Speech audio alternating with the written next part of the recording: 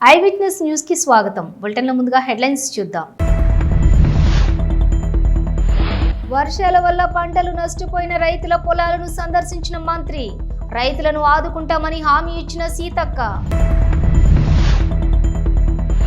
మహాత్మా గాంధీ విగ్రహాన్ని ఆవిష్కరించిన విద్యార్థులకు అందుతున్న మధ్యాహ్న భోజనాన్ని పరిశీలించిన పొన్నం ప్రభాకర్.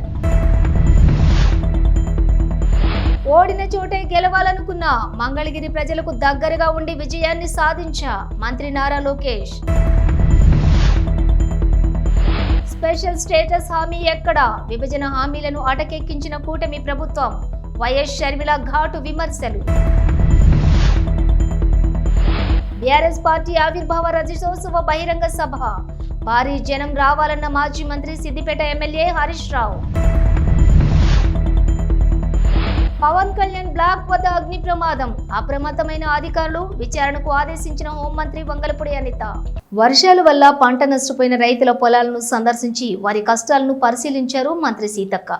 రైతులకు అండగా నిలిచి తక్షణమే సహాయ చర్యలు తీసుకునేందుకు కట్టుబడి ఉన్నామని తెలిపారు. ప్రభుత్వం పూర్తిగా రైతుల వెంట ఉంటుందని తెలిపారు మంత్రి సీతక్క. ములుగు నియోజకవర్గంలో పెద్ద ఎత్తున పంట నష్టం జరిగింది. మరి రైతుల యొక్క బాధ వర్ణాతీతం. వారిని చూసి వారి పంటలను పరిశీలించి వారిని ఓదార్చి వాళ్లను భరోసా ఇవ్వడం కోసం ఈరోజు గోవిందరాపేట మండలంలోని మరి ఇటు చంద్రుతండ గాని, కర్లపల్లి గాని, లక్ష్మీపురం ఈ ప్రాంతాలను మరి అమృతండ ఈ ప్రాంతాలను ఇప్పుడు మనం సందర్శించడం జరిగింది. మాతో పాటు అగ్రికల్చర్ అధికారులు కూడా ఉన్నారు. కలెక్టర్ గారికి కూడా ఆదేశించడం జరిగింది. వెంటనే సర్వే చేసి మరి వాళ్లకు నష్టపరిహారం కూడా ప్రభుత్వము ఇస్తే తప్పకుండా సర్వే కూడా ఇమీడియట్లీ సర్వే చేయమని చెప్పడం జరిగింది. మిర్చి రైతులు కూడా అక్కడక్కడ పాపం కళ్ళల్లో పోసుకునే కూడా తడిచిపోయింది. అదేవిధంగా పెద్ద ఎత్తున పంట నష్టం, ముఖ్యంగా మరి వరి నష్టం అనేది ఈ ప్రాంతంలో జరిగింది. కోతకొచ్చినటువంటి పంట కోసుకునే టైంలో ఇంకా 2-3 రోజులైతే ఇండ్లకి వచ్చే ధాన్యం మొత్తం కూడా మరి నీళ్ల పాలైపోయింది. కాబట్టి వాళ్ళందరినీ కూడా ధైర్యంగా ఉండమని కోరుతూ వాళ్ళకు తప్పకుండా ప్రభుత్వం నుంచి సాయం అందే విధంగా చొరవ తీసుకుంటాం. ముఖ్యమంత్రి గారి దృష్టికి తీసుకెళ్తాం. సంబంధిత మంత్రి తుమ్మల నాగేశ్వరరావు గారి దృష్టికి కూడా తీసుకెళ్లి తప్పకుండా ఈ కుటుంబాలని ఆదుకుంటామని తెలియజేస్తూ అందరూ ధైర్యంగా ఉండాలని కోరుతున్నాం. హుస్నాబాద్ నియోజకవర్గంలో కోహెడ మండలం నాగసముద్రాల మోడల్ స్కూల్లోని మహాత్మా గాంధీ విగ్రహాన్ని ఆవిష్కరించారు మంత్రి పొన్నం ప్రభాకర్ గౌడ్. విద్యార్థుల కోసం స్కూల్లోని మినరల్ వాటర్ ప్లాంట్ ఏర్పాటు చేస్తామని హామీ ఇచ్చి విద్యార్థులకు అందుతున్నటువంటి మధ్యాహ్న భోజనాన్ని పరిశీలించారు. జీవితంలో మనం తీసుకునే కొన్ని నిర్ణయాలు మనల్ని మార్చేస్తాయి. అలాంటి నిర్ణయమే నేను 2019లో తీసుకున్న నిర్ణయం. మంగళగిరి నుండి పోటీ చేయాలని నిర్ణయించుకోవటమే అని, కానీ తక్కువ సమయం కావడంతో ప్రజలకు కనెక్ట్ కాలేకపోయానని, దానివలన తక్కువ ఓట్లతో మెజారిటీతో ఓడిపోయానని తెలిపారు నారా లోకేష్. ఓటమి తర్వాత కూడా మంగళగిరి ప్రజలకు దగ్గరగా ఉండి 2024 అత్యధిక మెజారిటీతో మంగళగిరి ప్రజలు తనను గెలిపించారని అన్నారు నారా లోకేష్. జీవితంలో మనం తీసుకున్న కొన్ని నిర్ణయాలు మన్నే మార్చేస్తుంది. 2019లో నేను ఒక నిర్ణయం తీసుకున్నాను. నాకు పరిచయం లేని నియోజకవర్గంలో పోటీ చేయాలని. ఆ నియోజకవర్గం పేరే మంగళగిరి. ఆనాడు అతి తక్కువ సమయం ఉన్నందుక నేనేంటో మీకు అర్థం లేదు, మీ సమస్యలు ఏంటో నేను తెలుసుకోలేకపోయా. నేను వచ్చిన 20 రోజులకి ఎన్నికలు అయిపోయినాయి. 5300 ఓట్లతో ఆనాడు నేను ఓడిపోయిన రోజు బాధ కలిగింది. రెండో రోజు నుంచి ఆ బాధ, ఆవేదన నాలో కసి పెంచింది. ఇంకా కష్టపడాలి, మంగళగిరి ప్రజల మనసు గెలుచుకోవాలి. ఏ మెజారిటీ అయితే ఓడిపోయినో దాని పక్కన ఒక 0 పెట్టుకుని గెలవాలి అనే లక్ష్యంతో ఓడిపోయిన మరుసటి రోజు నుంచి నేను మీకోసం పనిచేశాను. తెలుగుదేశం పార్టీ నాయకత్వంతో దాదాపు 26 సంక్షేమ అభివృద్ధి కార్యక్రమాలు మంగళగిరి ప్రజల కోసం మేము చేస్తాం జరిగింది. మీకు ఆరోగ్యం బాగాలేకపోతే ఎన్టీఆర్ సంజీవిని పేరుతో మంగళగిరిలో ఒక క్లినిక్, తాడేపల్లిలో క్లినిక్, దుగ్గిరాలకు ఒక మొబైల్ క్లినిక్ పెట్టి ఉచితంగా చికిత్స కాదు మందులు కూడా ఈ రోజు కూడా మేము ఇస్తున్నాం. ఎక్కడన్నా నీటి సమస్య ఉంటే వాటర్ ట్యాంకర్లు పెట్టి నీళ్లు తోలాం. పిల్లలకి బాగా చదువుకున్నారు, ఉద్యోగాలు ఉపాధి కావాలంటే వాళ్ళకి స్కిల్ డెవలప్మెంట్ కూడా ఆనాడు మేము చేశాం. ఇంకా ఇంట్లో పెళ్లి జరిగితే నేను రాలేకపోతే స్వయంగా బట్టలు కూడా పెడతాం జరిగింది. నిరుపేద కుటుంబాలు సొంత కాలుపై నిలబడాలన్న ఆలోచనతో తోపుడు బండ్లు ఇచ్చాం. మహిళలకి ఆర్థిక స్వాతంత్రం రావాలని కుట్టు మెషినే కాదు ట్రైనింగ్ మరి ఇచ్చి కుట్టు మెషిన్ అందజేసి ఈ రోజు వాళ్ళ పని కూడా మేము కల్పిస్తున్నాం. కోవిడ్ వస్తే ప్రభుత్వం అని మర్చిపోయింది కానీ ఆనాడు నేను మర్చిపోలేదు. ఆక్సిజన్ గాని, మందులు గాని అమెరికా డాక్టర్ల ద్వారా ఆన్ ఆన్లైన్ లో చికిత్స కూడా అందజేశాం, అవసరమైన మందులు ఇచ్చాం. ఇట్లా 26 సంక్షేమ అభివృద్ధి కార్యక్రమాలు మంగళగిరి ప్రజలకి నేను చేశాను. అది మీరు చూసి మొన్న జరిగిన ఎన్నికల్లో అందరికి దిమ్మ తిరిగే విధంగా 91,000 మెజార్టీ నన్ను గెలిపించి మీరు నన్ను శాసనసభకు పంపించారు. ఉమ్మడి ఆంధ్రప్రదేశ్ విడిపోయినప్పుడు ఆంధ్రప్రదేశ్ కు స్పెషల్ స్టేటస్, పోలవరానికి జాతీయ ప్రాజెక్టుగా గుర్తింపుని ఇస్తామని, అలాగే విభజన హామీలతో ఉత్తరాంధ్ర రాయలసీమకు స్పెషల్ ఎకనామీ ప్యాకేజ్ ఇస్తామని హామీలు ఇచ్చి అనంతరం మొండి చేయి చూపుతున్నారని, ఒక్క హామీని కూడా అమలు పరచలేదని అన్నారు ఏపీసీసీ చీఫ్ వైఎస్ షర్మిలారెడ్డి. వాటిలో భాగంగా ఆంధ్ర రాష్ట్రానికి సంబంధించి స్పెషల్ స్టేటస్, ఆంధ్ర రాష్ట్రానికి పోలవరం ప్రాజెక్టు ఒక జాతీయ ప్రాజెక్టుగా చేపట్టడం, ఈ రెండు చాలా ముఖ్యమైన అంశాలైతే మిగతావి ఎన్నో విభజన హామీలు, ఉత్తరాంధ్ర రాయలసీమకు స్పెషల్ ఎకనామిక్ ప్యాకేజెస్ అయితేనేమి, వైజాగ్ చెన్నై ఇండస్ట్రియల్ కారిడార్ అయితేనేమి, రైల్వే జోన్ అయితేనేమి, దుగ్గపట్నం పోర్ట్ అయితేనేమి, కడప స్టీల్ ఫ్యాక్టరీ అయితేనేమి, వైజాగ్కి విజయవాడకి మెట్రో అయితేనేమి, ఇలాంటివి ఎన్నో కూడా ఆంధ్ర రాష్ట్ర ప్రజల హక్కు. ఇది 2014లో ఆంధ్ర రాష్ట్ర ప్రజలకు ఇచ్చిన హక్కులైతే ఈ రోజుటి వరకు 2025లో ఉన్నాం, ఈ రోజుటి వరకు కూడా ఒక్కటంటే ఒక్కటి కూడా రాజధాని నిర్మాణంతో సహా ఒక్కటంటే ఒక్కటి కూడా ఆంధ్ర రాష్ట్ర ప్రజల చేతుల్లో పెట్టిన పాపాన పోలేదు బీజేపీ ప్రభుత్వం 2014 నుంచి అధికారంలో ఉండి కూడా. 2014 నుంచి ఈ రోజుటి వరకు బీజేపీ పార్టీ అధికారంలో ఉంది. ఆ రోజు నుంచి ఈ రోజుటి వరకు బీజేపీ పార్టీ ఆంధ్ర రాష్ట్ర ప్రజలకు వెన్నుపోటు పొడుస్తూనే ఉంది. ప్రత్యేక హోదా ఆంధ్ర రాష్ట్రానికి అతి ముఖ్యమైన ఇష్యూ. మోడీ గారు ప్రధానమంత్రి కాకముందు 2014లో మోడీ గారు చెప్పిన మాట, విభజిత ఆంధ్ర రాష్ట్ర అభివృద్ధి బాధ్యత నాది అన్నారు. ప్రత్యేక హోదా 5 సంవత్సరాలు సరిపోదు, 10 సంవత్సరాలు ఇస్తాము అన్నారు. ఇలాంటివి ఎన్నో పెద్ద పెద్ద మాటలు. ఢిల్లీని తలపించే రాజధాని అన్నారు. పోలవరం జాతీయ ప్రాజెక్టుగా మొత్తం కేంద్రమే కడుతుంది అన్నారు. ఇలాంటివి ఎన్నో పెద్ద పెద్ద ప్రామిసెస్, టాల్ ప్రామిసెస్ చేసి కూడా ఇన్ని సంవత్సరాలైనా 11 సంవత్సరాలైనా ఈ రోజుటి వరకు కూడా మోడీ గారు ఒక్కటి కూడా నిలబెట్టుకోలేదు అంటే మోడీ గారు ఆంధ్ర రాష్ట్ర ప్రజలను మోసం చేశారు అని మేము ఆరోపిస్తే అది తప్ప? మోడీ కేడీ అంటే తప్ప? బీజేపీ పార్టీ సమాధానం చెప్పాలి, మోడీ గారు సమాధానం చెప్పాలి, వాళ్లకు మద్దతు ఇస్తున్న చంద్రబాబు గారు, పవన్ కళ్యాణ్ గారు కూడా సమాధానం చెప్పాలి. ఆంధ్ర రాష్ట్రానికి ప్రత్యేక హోదా అన్నది ఎంత ముఖ్యమో అంతే ముఖ్యం పోలవరం ప్రాజెక్ట్. ప్రత్యేక హోదా మన బిడ్డల భవిష్యత్ అయితే పోలవరం ప్రాజెక్టు మన రైతులకు ఊపిరి. ప్రత్యేక హోదా ఎంత ముఖ్యమో పోలవరం ప్రాజెక్టు కూడా అంతే ముఖ్యం. అలాంటిది పోలవరం ప్రాజెక్టు ఈ రోజు వరకు కూడా పూర్తి కాలేదు అంటే దానికి బాధ్యత ఎవరు వహించాలి? ఏప్రిల్ 27న వరంగల్లో జరిగే పార్టీ ఆవిర్భావ రజతోత్సవ బహిరంగ సభ సందర్భంగా సిద్దిపేట నియోజకవర్గం ముఖ్య నాయకులతో సభ సన్నాహక సమావేశం జరిగింది.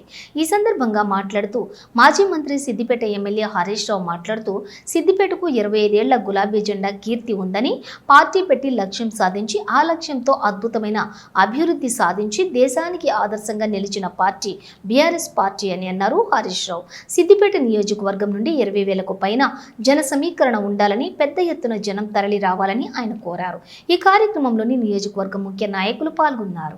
శ్రీరామనవమి సందర్భంగా ఏప్రిల్ 6వ తేదీన అంబర్పేట జీహెచ్ఎంసీ గ్రౌండ్ నుండి చే నంబర్ తిలక్ నగర్ మీదుగా హనుమాన్ వైమశాల వరకు జరగబోయే శోభాయాత్రకు ప్రజలు తరలి రావాలని బీజేపీ హైదరాబాద్ సెంట్రల్ జిల్లా ప్రధాన కార్యదర్శి కృష్ణగౌడ్ బాగ్ అంబర్పేటలోని పలు కాలనీలలో ఇంటింటికి తిరుగుతూ కరపత్రాలను అందజేశారు. హిందూ ఐక్యతను చాటి చెప్పేలా ఉండాలని ప్రజలందరూ శోభాయాత్రలో పాల్గొని విజయవంతం చేయాలని కోరారు. ఈ కార్యక్రమంలో బీజేపీ బాగ్ అంబర్పేట డివిజన్ ప్రెసిడెంట్ చుక్కా జగన్, గోవర్ధన్ రెడ్డి, అడప చంద్రమౌళి, రామ్ రెడ్డి, ఏవీపీ నాయకుడు ప్రవీణ్, ఇతర బీజేపీ సీనియర్ నాయకులు తదితరులు పాల్గొన్నారు. ఈరోజు శ్రీరామనవమి శోభాయాత్ర సందర్భంగా 6వ తారీఖు నాడు జరగబోయే శ్రీరామనవమి శోభాయాత్ర సందర్భంగా మన బాగంబర్పేట్ డివిజన్ కార్యవర్గము అధ్యక్షుల వారి ఆధ్వర్యంలో ఈ ప్రోగ్రాము అయ్యప్ప స్వామి బాగంబర్పేట అయ్యప్ప స్వామి టెంపుల్ దగ్గర ఈ కార్యక్రమము కరపత్రాలు పంపిణీ కార్యక్రమము ప్రతి ఒక్క ఇంటికి తిరుగుతూ మరి ఇక్కడ రావడం అనేది జరిగింది. కనీ విని ఎరగని రీతిలో అంబర్పేట్ మున్సిపల్ ప్లే గ్రౌండ్ నుండి ఉదయము అన్ని బస్తీలలో శ్రీరామ కళ్యాణము జరుపుకొని మనం ఇంట్లో పెళ్ళైతే ఏదైతే ఉంటుందో పెళ్ళైన తర్వాత మన ఆడపడుచుని ఏ విధంగా మనం సాగనంపుతామో మన దీన్ని ఏమంటారంటే ఒక ఊరేగింపుగా, అందుకనే ప్రతి ఒక్కరు కూడా ఈ యొక్క ఊరేగింపులో పాల్గొనాలి. ఈ సందర్భంగా మేము అందరికీ ఇంటింటా ప్రతి ఒక్క హిందూ సోదరులందరూ కూడా మేము మనవి చేస్తూ మరి అందులో భాగంగా ఈనాడు చేయడం అనేది జరిగింది. శ్రీరమణ మున్సిపల్ గ్రౌండ్, శ్రీరమణ చౌరస్తా, చే నంబర్ చౌరస్తా, తిలక్ నగర్ చౌరస్తా, ఫీవర్ హాస్పిటల్ చౌరస్తా, బర్కత్పుర చౌరస్తా, టూరిస్ట్ హోటల్, వీర సావర్కర్ వరకు ఈ యొక్క శోభాయాత్ర బ్రహ్మాండంగా ప్రతి ఒక్కరు కూడా, అందుకనే మన ఇంట్లో పెళ్ళి అయితే ఏ విధంగా పత్రికలు ఇస్తామో అదే విధంగా ఈనాడు ఇంట తిరిగి మేము ఈ కార్యక్రమం అనేది చేపట్టడం అనేది జరిగింది. ఎక్కడ కూడా జరగనటువంటి యావత్ భారతదేశం మొత్తం కూడా ఈ శ్రీరామ కళ్యాణానికి ఎదురు చూస్తున్నారు. తదంతరం మళ్ళా ఈ యొక్క ఊరేగింపులు అందరూ కూడా హిందూ బంధువులందరూ కూడా తప్పకుండా పాల్గొనాలి అని అందరికీ ఆహ్వాన పత్రికగా ఈ విధంగానే మనము కార్యక్రమం అంతా దేశం మొత్తం చేస్తుంది, మేము కూడా చేస్తున్నాం. కాబట్టి అందరు కూడా ఈ యొక్క కార్యక్రమం పాల్గొనవలసిందిగా కోరుతూ, ప్రార్థిస్తూ, మనవి చేస్తూ తప్పకుండా రావాల్సిందిగా మనం చేస్తూ ఈ యొక్క కార్యక్రమంలో అందరూ భాగస్వాములు కావాల్సిందిగా కోరుతున్నాం. శ్రీరామనవమి సందర్భంగా అంబర్పేట మున్సిపల్ గ్రౌండ్ నుండి 6వ తేదీ మధ్యాహ్నం 3 గంటలకు ఎంతో శోభాయమానంగా శ్రీరాముల సీతారాముల శోభాయాత్ర కార్యక్రమాన్ని అంబర్పేట అసెంబ్లీ నియోజకవర్గం ఆధ్వర్యంలో మన డాక్టర్ ఎన్ గౌతమ్ రావు గారు, అంబర్పేట అసెంబ్లీ కన్వీనర్ గారి ఆధ్వర్యంలో ఎంతో వైభవంగా వివిధ రకాల సాంస్కృతిక కార్యక్రమాలతో, అదేవిధంగా అనేక మంది స్వాతంత్ర సమరయోధులతో, శివాజీ, రాముడు, హనుమంతుడు ఇలాంటి వేషధారణలో ఎంతో కన్నుల పండుగగా ఈ యొక్క శోభాయాత్ర జరగనున్నది. కాబట్టి బాగంబర్పేట్ డివిజనే కాకుండా మన హిందూ బంధువులందరూ కూడా అందరూ తరలి వచ్చి అంబర్పేట మున్సిపల్ గ్రౌండ్ మొత్తం కూడా ఆ రోజు ఎక్కడ చూసినా జన సమూహం కనిపించే విధంగా ఈ యొక్క కార్యక్రమానికి అందరూ రావాల్సిందిగా పేరు పేరున శ్రీకాకుళం వజ్రపు కొత్తూరు మండలం మంచినీళ్లపేటకి చెందినటువంటి ఇద్దరు మత్స్యకారులు చేపల వేటకు వెళ్లి మృతి చెందారు. దీంతో విషయం తెలుసుకున్న ఎమ్మెల్యే గౌతు శిరీషాం ఘటనా స్థలానికి చేరుకుని మృతుల కుటుంబీకులను పరామర్శించారు. ప్రభుత్వం పరంగా 5 లక్షలు, సీఎం సహాయ నిధి నుంచి 5 లక్షల చొప్పున ఒక్కొక్క కుటుంబానికి 10 లక్షలు ఆమె ప్రకటించారు. వల ఇంజిన్తో పాటుగా 50,000 చెక్కును ఆమె అందజేశారు. కొట్టడానికి కాదండి, ఆ కుటుంబానికి జరిగిన నష్టం ఎన్ని కోట్లు ఇచ్చినా మనం పూడ్చలేము. అయితే నిజంగా నిన్న ఉదయం జరిగిన దుర్ఘటనలో 24 గంటల లోపల ఇద్దరు సోదరులు క్షేమంగా వచ్చారు. మిగతా ఇద్దరు కూడా వస్తారని అనుకున్నాం, రాలేకపోయారు. ఈ విషయంలోని వెంటనే స్పందించిన అధికారులకు, కలెక్టర్ గారికి, ముఖ్యంగా మత్స్యకార మంత్రినే కాకుండా జిల్లా మంత్రిగా గారు కూడా మన వజ్రపు కొత్తూరుతో అనుబంధంతో వెంటనే ఈ విషయం చెప్పగానే ముఖ్యమంత్రి గారి దృష్టిలో పెట్టి ఉదయం నేను ఇక్కడి నుంచి వెళ్తున్నప్పుడే అచ్చెన్నాయుడు గారు ఫోన్ చేసి డిపార్ట్మెంట్ తరపున 5 లక్షలు 2 కుటుంబాలకి, అలాగే ముఖ్యమంత్రి సహాయ నిధి తరపున 5 లక్షలు పంపిస్తామని చెప్పారు. మత్స్యకారులకి తెలుగుదేశానికి ఒక అవినాభావ సంబంధం ఉంది. పార్టీ గెలుపులోని ఓటంలో కూడా ఏ రోజు మమ్మల్ని వదలకుండా ఉన్న మత్స్యకారులు. ఈరోజు ఈ సంఘటన మాత్రం చాలా దురదృష్టకరమైనప్పటికీ కూడా వెంటనే కనీసం వాళ్ళ బ్రతుకు తెరువుకి ఇబ్బంది కలగకుండా 24 గంటల్లో నష్టపరిహారంతో పాటు వాళ్ళ జీవితానికి ఒక భరోసా కల్పించిన చంద్రబాబు నాయుడు గారికి, అలాగే అచ్చెన్నాయుడు గారికి, మా మత్స్యకార సోదరుల తరఫున ఇక్కడ ఎమ్మెల్యేగా వాళ్ళకి మనస్ఫూర్తిగా ధన్యవాదం తెలుపుకుంటున్నాను. అలాగే సోదరుడు 2 ఆడపిల్లలు ఉన్నారు. ఆ అమ్మాయికి ఏదో ఒక జీవనోపాధి చూపించాల్సిన అవసరం కూడా మన మీద ఉంది. ఆ 2 ఆడపిల్లల్లో పెద్ద పాప చదువుకుంటుందని తెలిసింది. వాళ్ళ తల్లి ఇష్టపడితే ఆ పాపని ఎన్టీఆర్ స్కూల్లోని మనం జాయిన్ చేస్తే మళ్ళీ డిగ్రీ చదివేంత వరకు ఆ బాధ్యతలన్నీ వాళ్ళే చూసుకుంటారు. ఆ తల్లి ఒక్కసారి షాక్ నుంచి బయటపడగానే వాళ్ళ కుటుంబ సభ్యులతో మాట్లాడి అమ్మాయికి ఒక లోన్ కానీ, అలాగే లేదన్నా మన పదవులు ఏమన్నా వచ్చినా అంగన్వాడీ కానీ ఏదన్నా పోస్టులు కానీ అమ్మాయికి ఇచ్చే బాధ్యత చేయండి. అలాగే ఆడపిల్ల చదువు బాధ్యత ఎన్టీఆర్ స్కూల్స్తో మాట్లాడి అమ్మాయిని అక్కడ జాయిన్ చేసే బాధ్యత కూడా నేను తీసుకుంటాను. ఎన్ని చేసినా కూడా ఆ నష్టం మనం పూడ్చలేము. అయితే మీకు భరోసా, ఒక ఆడపిల్లగా మీరు గెలిపించుకున్న మీ శాసనసభ్యురాలుగా ఏ కష్టాల్లోనైనా మత్స్యకార సోదరులకి తెలుగుదేశం పార్టీ అండదండగా ఉంటుంది. మీరు మమ్మల్ని నమ్మినందుకు మీ మీద కూడా మాకు అదే నమ్మకం ఉంది. మరొక్కసారి సచివాలయంలోని 2వ బ్లాక్ వద్ద అగ్ని ప్రమాదంపై హోంమంత్రి ఆరా తీశారు. ఫైర్ సిబ్బంది అప్రమత్తమై మంటలను ఆర్పినట్లుగా వెల్లడించారు పోలీసు ఉన్నతాధికారులు. బ్యాటరీలు ఉండే ప్రాంతంలోనే ప్రమాదం జరిగినట్లుగా వివరించారు అధికారులు. ప్రమాదానికి గల కారణాలను తేల్చాలని ఆదేశించారు హోంమంత్రి వంగల్పూడి అనిత. కాగా అగ్ని ప్రమాదం డిప్యూటీ సీఎం పవన్ కళ్యాణ్ కేటాయించిన బ్లాక్ లో జరగడంతో మరింత అప్రమత్తమయ్యారు. ఈరోజు సచివాలయం 2nd బ్లాక్ దగ్గర బ్యాటరీస్ ఏదైతే ఉంటాయో ఆ రూమ్లోని ఎర్లీ మార్నింగ్ 6:30 ఆ టైంకి ఫైర్ యాక్సిడెంట్ జరిగింది. ఆ ఫైర్ ఏదైతే స్మోక్, మా ఎస్పీఎఫ్ డిపార్ట్మెంట్ వాళ్ళు స్మోక్ చూసి ఇమీడియట్గా వాళ్ళు కొంతమంది ఎస్పీఎఫ్ స్టాఫ్ ఇక్కడికి వచ్చి ఆ ఫైర్ కంట్రోల్ చేయడానికి ప్రయత్నం చేస్తూనే ఇమీడియట్గా ఫైర్ డిపార్ట్మెంట్ వాళ్ళకి చెప్పడం, వితిన్ 3 minutes ఫైర్ డిపార్ట్మెంట్ వాళ్ళు కూడా ఇక్కడికి రావటం. వాళ్ళు వచ్చిన తర్వాత వితిన్ 5 minutesలో ఓవరాల్గా చెప్పాలంటే ఒక 8 to 10 minutes మధ్యలో ఫైర్ అంతటిని కూడా కంట్రోల్ చేయడం జరిగింది.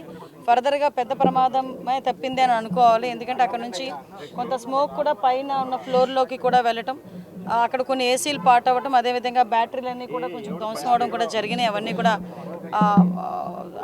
ఫైర్లో కొంచెం కాలిన దాఖలాలు కూడా కనిపిస్తున్నాయి. ఇమీడియట్గా మొత్తం డిపార్ట్మెంట్ వాళ్ళు, జిఏడి వాళ్ళు, అదేవిధంగా సిఆర్డీఏ వాళ్ళు అందరూ కూడా ఇక్కడికి వచ్చి దాని మీద ఏం జరిగిందని ప్రిలిమినరీ రిపోర్ట్ కూడా ఈరోజు షార్ట్ సర్క్యూట్ వల్ల జరిగిందని ప్రిలిమినరీ రిపోర్ట్ కూడా ఇవ్వడం జరిగింది. అయినప్పటికీ కూడా ఇది పోలీస్ డిపార్ట్మెంట్ వాళ్ళకు కూడా అప్పచెప్పి డిపార్ట్మెంట్ వైజ్గా కూడా దీని మీద క్లియర్ కట్ ఎంక్వైరీ చేస్తున్నాం. ఏదైనా ఇది యాక్సిడెంటా, ఇంటెన్షనల్గా ఏదైనా జరిగిందా అన్న కోణంలోని కూడా దేన్ని కూడా చులకనగా తీసుకొని మన లైట్గా తీసుకొని పక్కన పెట్టట్లా ఇమీడియట్గా దాని మీద ప్రతి ఒక్క విషయంలోని కూడా కూలంకషంగా ఎంక్వైరీ చేసి రిపోర్ట్ ఇమ్మని కూడా చెప్తున్నాం. ఇప్పుడు ఫోరెన్సిక్ డిపార్ట్మెంట్ వాళ్ళు కూడా ఇప్పుడు వస్తున్నారు. ఫోరెన్సిక్ వాళ్ళు ఇచ్చిన రిపోర్టు, అదేవిధంగా పోలీస్ డిపార్ట్మెంట్ వాళ్ళు ఇచ్చిన రిపోర్టు బేస్ చేసుకొని దాని మీద ఫర్దర్గా చర్యలు అనేది తీసుకుంటాం. ఫర్దర్గా ఇటువంటి ప్రాబ్లం రాకుండా ఇప్పుడే మేము జేడీ వాళ్ళతో కూడా మాట్లాడడం జరిగింది. ఇమీడియట్గా ఫైర్ ఆడిట్ కూడా మేము చేస్తాం. సెక్రటేరియట్ మొత్తం కూడా ఫైర్ ఆడిట్ చేసి ఎక్కడెక్కడ మనకి ప్రికాషనరీ ఏంటేంటి ఉన్నాయి, అలారమింగ్ సిస్టమ్స్ ఎక్కడ ఉన్నాయి, ఎక్కడ పనిచేస్తున్నాయి, ఎక్కడ పని చేయట్లేదు, ఇమీడియట్గా ఆ రిపోర్ట్ కూడా మేము తెప్పించుకొని ఎక్కడ కూడా ఫర్దర్గా కూడా ఎటువంటి యాక్సిడెంట్లు జరగకుండా ఉండే బాధ్యత కూడా మేము తీసుకుంటాం. మన్యం జిల్లా సాలూరు పాచిపెంట మండలంలో 400 కేజీల గంజాయి పట్టుబడినట్టు ఏఎస్పీ అంకిత సురానా వెల్లడించారు. స్థానిక రూరల్ పోలీస్ స్టేషన్లోని విలేకరులతో ఆమె మాట్లాడారు. ఉదయం 4 గంటలకు పాచిపెంట మండలం ఆలూరు వద్ద గల గ్రీన్ఫీల్డ్ హైవేలో వాహన తనిఖీలను పోలీసులు తనిఖీ చేశారని, ఆ సమయంలో 2 కార్లపై వస్తున్నటువంటి నిందితులు పోలీసుల తనిఖీలను గమనించి కార్లను యూటర్న్ తీసుకొని మళ్లీ వెనక్కి వెళ్లారని చెప్పారు. ఇది గమనించిన పోలీసులు ఆ వాహనాలను వెంబడించగా ఆ వాహనాలను మధ్యలో విడిచిపెట్టి చీకట్లో తప్పించుకుపోయారన్నారు. ఆ 2 కార్లను సాలూరు రూరల్ పోలీస్ స్టేషన్కు తీసుకొచ్చి సోదా చేశామన్నారు. అందులో సుమారుగా 400 కేజీల గంజాయి పట్టుబడిందని, దీని విలువ సుమారుగా 39 లక్షల వరకు ఉంటుందని ఆమె తెలిపారు. అనంతరం ఆమె మాట్లాడుతూ గంజాయి నిర్మూలనకు పటిష్ట చర్యలు చేపడుతున్నట్లుగా తెలిపారు. అనంతరం మాదక ద్రవ్యాల నిర్మూలనపై పోస్టర్ను ఆవిష్కరించారు. ఒక case of illegal transportation of ganja register చేయడం జరిగింది. ఈ కేసులో మనకి ఒక ఇన్ఫర్మేషన్ వచ్చింది around 4 o'clock in the morning. Information పైన మన Salur rural CI has formed a special టీమ్తో పాటు 2 మీడియేటర్స్ అక్కడ స్పాట్లో వెళ్ళారు. Alluru village road junction Pachipenta 6 lane greenfield highway దగ్గర వెహికల్ చెకింగ్ కండక్ట్ చేసినప్పుడు 4:30 మార్నింగ్ అరౌండ్ 2 vehicles దొరికింది. These 2 vehicles were coming from Peddamada village ghat road. అటు నుంచి వాళ్ళు పోలీసులు చూసి యూటర్న్ చేసి వెళ్ళిపోయారు. Our police team has made continuous effort, చేస్ కూడా చేశారు. కానీ వాళ్ళు అక్కడ వెహికల్ స్పాట్లో వదిలేసి they have escaped. So we have seized the vehicles, 2 vehicles, 1 bolero, 1 alto. ఈ 2 vehicles చెకింగ్ చేసిన తర్వాత we have found total 43 packets, around 396 kgs of ganja, around 39 lakh worth the entire Salur police team for good work done. We will continuously make a special team and make efforts to arrest the accused persons in this case.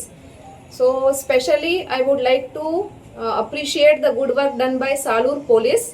Last 3 months low, that is January, February, March 2025, 100 kgs plus of ganja. So this is a very good enforcement work done to prevent ganja smuggling by Salur police team. Okay, message for general public also, that please, if you have any information regarding ganja possession, transportation or consumption, please call toll free number 1972. Inform cheyandi police ki. We will make all the efforts to catch and prevent ganja consumption and transportation. Auto డ్రైవర్ల జీవనోపాధిని దెబ్బతీస్తున్న Rapido, Uber, Ola సంస్థలను అరికట్టాలంటూ ఏలూరు జిల్లా auto and trolley drivers union CITU ఆధ్వర్యంలో జిల్లా కలెక్టర్కు వినతి పత్రం అందజేయడానికి ర్యాలీగా ధర్నా చౌక్ తరలివచ్చిన ఆటో డ్రైవర్లు, నాయకులు.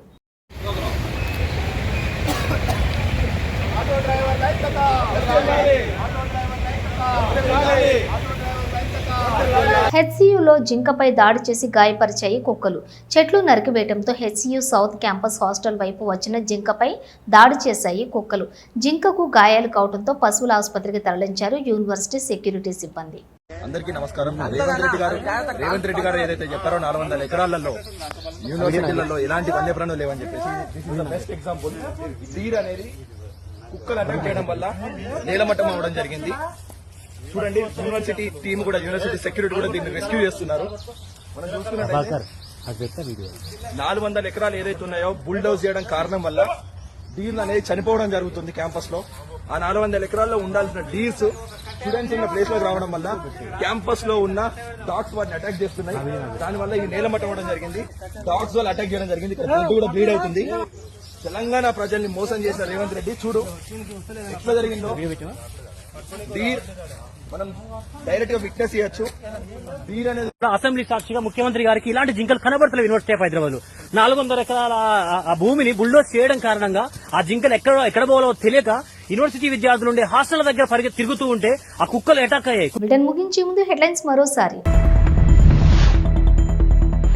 వర్షాల వల్ల పంటలు నష్టపోయిన రైతుల పొలాలను సందర్శించిన మంత్రి. రైతులను ఆదుకుంటామని హామీ ఇచ్చిన సీతక్క.